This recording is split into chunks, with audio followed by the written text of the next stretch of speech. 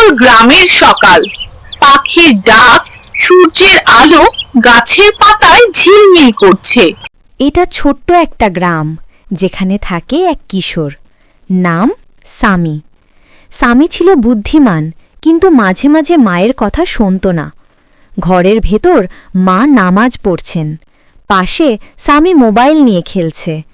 মা, সামি, স্কুলে যেতে দেরি হয়ে যাচ্ছে, আগে নামাজ পড়ে বের হও। সামি অমনোযোগীভাবে, আহ মা, এখন না, পরে পড়ব। মা নরম কণ্ঠে, বাবা, মনে রেখো, যে নামাজ পড়ে আল্লাহ তার কাজ সহজ করে দেন। বর্ণনাকারী, কিন্তু সামি তখন মায়ের কথা গুরুত্ব দেয়নি। সামি স্কুলে যাচ্ছে সাইকেলে, রাস্তা ভিজে, সামান্য কাদামাটি, পেছনের ভয়ঙ্কর সাউন্ড, বাতাসের শব্দ, বজ্রপাত। বর্ণনাকারী, হঠাৎ সাইকেলের ব্রেক কাজ করা বন্ধ হয়ে যায়। চি দৃশ্য, সামি পড়ে যায় রাস্তার পাশে, পা আঘাত পায়। সামি কান্না করে, আহ, কেউ নেই আমাকে সাহায্য করার।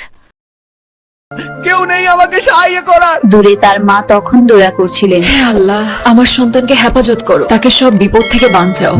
মায়ের দোয়া শেষ করার সঙ্গে সঙ্গে একজন অচেনা বৃদ্ধ সামির কাছে এসে সাহায্য করে। বৃদ্ধ, বাবা, ভয় পেও না, তোমার মা নিশ্চয়ই তোমার জন্য দোয়া করছেন। মা, আজ বুঝলাম তোমার দোয়া কত বড় আশীর্বাদ। বাবা, মায়ের দোয়া হলো জান্নাতের ছায়া। যতদিন বেঁচে আছি ততদিন তোমার জন্য দোয়া করব। সেদিনের পর থেকে স্বামী আর কোনো নামাজ বাদ দেয়নি, আর মায়ের কথা অমান্য করেনি।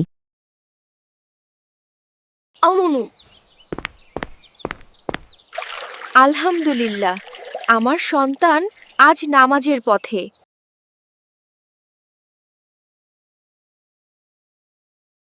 মায়ের দোয়া কখনো বৃথা যায় না। আল্লাহ মায়ের হৃদয়ে রেখেছেন সন্তানের জন্য অফুরন্ত মমতা।